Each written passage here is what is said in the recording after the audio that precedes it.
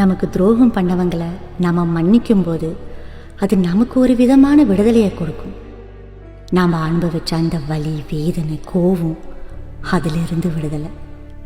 நான் சொல்கிறத படித்தா பத்தாது, பயிற்சி பண்ணணும். அப்போ தான் நான் சொல்கிற அந்த உணர்வை நீ முழுசாக அனுபவிக்கலாம். மன்னிப்பு என்பது அவர்களுக்கு இல்லை, அது நமக்கு, நாமே நமக்கு தரக்கூடிய ஒரு விடுதலை.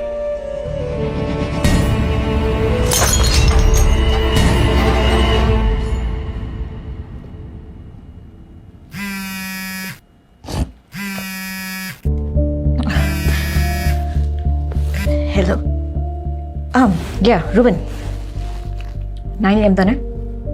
காட் ரூமில் பார்க்குறேன்.